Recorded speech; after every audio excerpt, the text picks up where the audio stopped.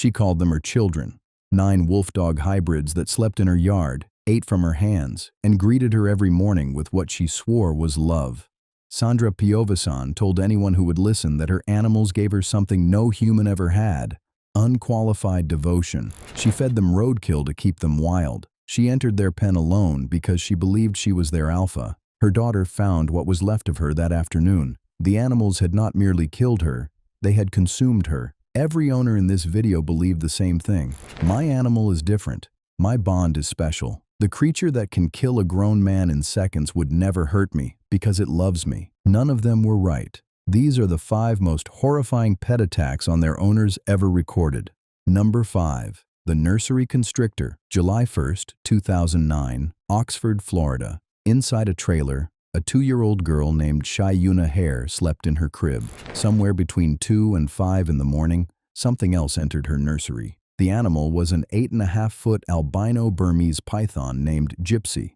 Jaren, Shayuna's 19-year-old mother, had owned the snake since she was 14. 6 years of cohabitation that had convinced her the animal was harmless. Gypsy lived in a glass aquarium with a quilted lid held down by safety pins. Burmese pythons kill by cardiac arrest. Each time prey exhales, coils tighten. Within minutes, blood pressure drops to 0. For a 13-pound toddler, the process takes less than 60 seconds. That night, Gypsy pushed through the quilted lid and entered Shayuna's crib. She struck first at the child's head, then began to coil.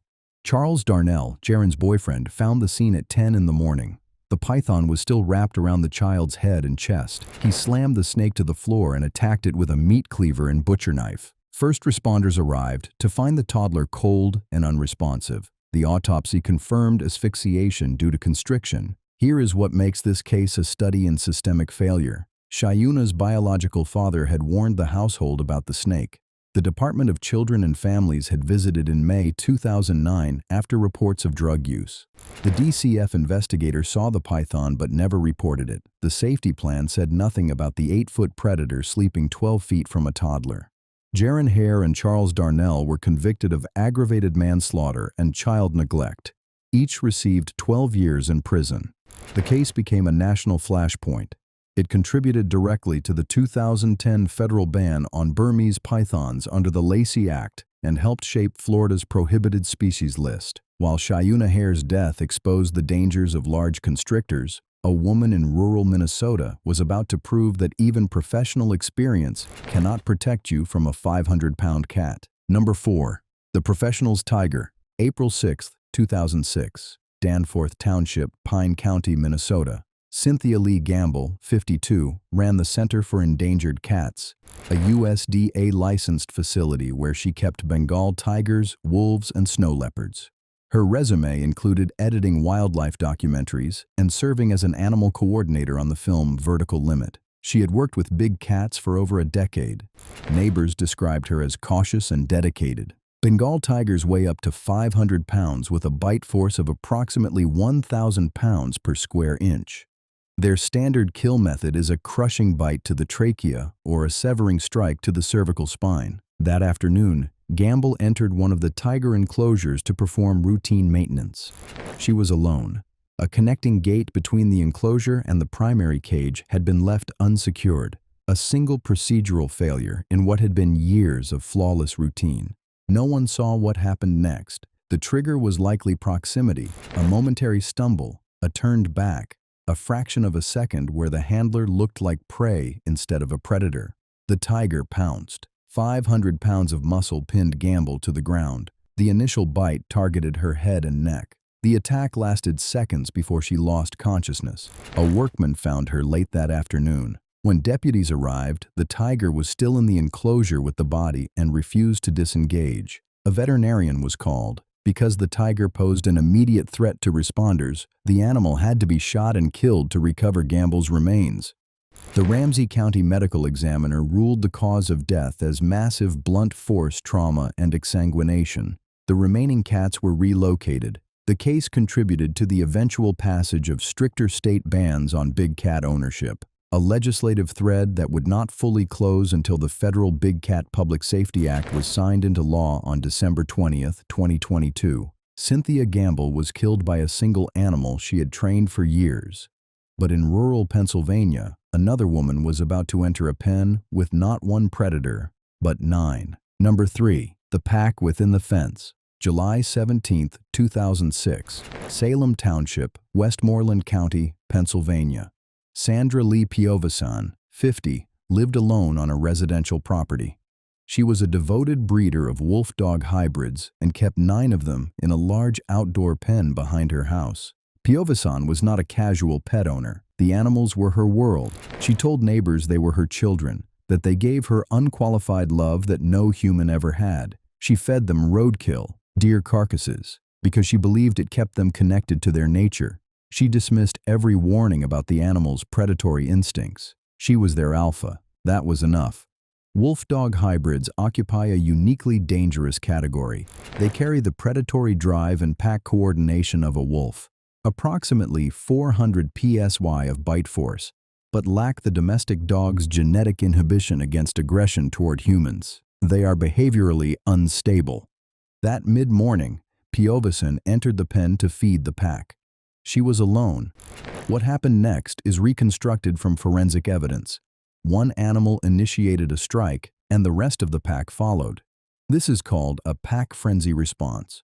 Once a single wolf dog commits, individual inhibition dissolves. 9 animals attacked simultaneously. Piovesan was forced to the ground.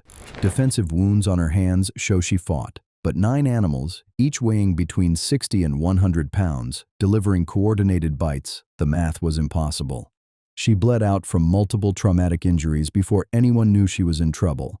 Her daughter found the body later that day, in a detail that separates this case from virtually every domestic dog fatality on record. The pack had partially consumed the victim, a behavior almost never observed in domestic dog attacks but standard in wild wolf predation. All 9 hybrids were euthanized. The case became a primary reference for the American Veterinary Medical Association's position against the breeding of wolf-dog hybrids and triggered a regional crackdown on backyard breeders across western Pennsylvania. Sandra Piovesan believed her pack loved her. Sandra Harold in Stamford, Connecticut, believed the same thing about her chimpanzee, except she did not just treat him like family. She raised him as her son, and when he finally broke, the violence he unleashed would become the most infamous pet attack in American history. Number 2. The Humanized Primate. February 16, 2009. Stamford, Connecticut. 3:40 in the afternoon. Sandra Harold, 70, stood in the driveway of her home screaming into her phone. "He's eating her. He's ripping her apart." The animal was Travis, a 14-year-old chimpanzee. Sandra Harold had raised him from infancy after the death of her only child and her husband. Travis was not merely a pet. He was a psychological replacement for an entire family. He ate at the dinner table. He drank wine from a stem glass. He bathed himself, dressed himself, and slept in Harold's bed. He had appeared in television commercials and was a local celebrity. He weighed between 200 and 250 pounds. Chimpanzees are up to 4 times stronger than humans. Their canines are designed for combat, long, sharp, and backed by devastating bite force. In the wild, male chimpanzees engage in territorial warfare that includes face targeting and hand removal. These are genetic imperatives. That afternoon, Travis had escaped the house with Sandra's car keys. Harold called her friend and employee, Charla Nash, 55, to come help lure him back inside. When Nash arrived, she was carrying a Tickle Me Elmo doll. Travis found it threatening. The attack was immediate and catastrophic. Travis targeted Nash's face and hands, the 2 areas primates use for social signaling and the 2 areas they destroy in combat. He systematically tore away her nose, her ears, her eyelids, and both of her hands. The mauling lasted over 10 minutes. Sandra Harold tried to stop it. She beat Travis with a shovel. She stabbed him in the back with a butcher knife. She later told investigators that he turned to her with an expression she interpreted as confusion, as if he could not understand why his mother was hurting him. It did not stop the attack. When police arrived, Travis walked to the patrol car and smashed the side mirror. Officer Frank Chiafari fired 4 rounds from his service pistol. Travis retreated into the house and died beside his cage. Charla Nash had lost both hands, her nose, her ears, her eyelids, and her sight. Her facial structure was shattered. She underwent the first double hand and face transplant in American history. She survived. She remains permanently disabled. The warnings had been there for years. In 2003, Travis escaped and chased people through traffic. Connecticut subsequently passed a law prohibiting primates over 50 pounds, but the Department of Environmental Protection never enforced it against Harold, believing Travis was well socialized. On the day of the attack, Harold had given Travis tea laced with Xanax, a decision investigators believe may have worsened his aggression. The case led to the passage of the Captive Primate Safety Act in the U.S. House of Representatives and accelerated global bans on the private ownership of great apes. Sandra Harold died of an aneurysm in 2010. Travis's ashes were interred in her casket. Travis was raised as a human child for 14 years, but the animal in the final story on this list was rescued as an orphan, raised as a son, and loved with the kind of devotion that made its owner famous. The owner was a former South African Army major. The animal weighed 2,600 pounds, and the river where they played together is the same river where the animal killed him. Number 1. The Betrayal of the Sun. November 13, 2011. A 400-acre farm in the Free State province of South Africa. Late afternoon. The sun was going down over the Vaal River, where a man and his pet had spent 6 years swimming, playing, and building what the man called the most important relationship of his life. Marius Els, 40, was a former South African Army major and a wealthy farmer. He was not naive about dangerous animals. He kept over 20 species on his property, including rhinoceroses. But Els had a favorite. His name was Humphrey, and he was a bull hippopotamus. Els had rescued Humphrey as a 5-month-old calf from a flood. He bottle-fed him, raised him on the property, and constructed a natural habitat for him along the Vaal River. He swam with the animal. He was photographed riding on its back.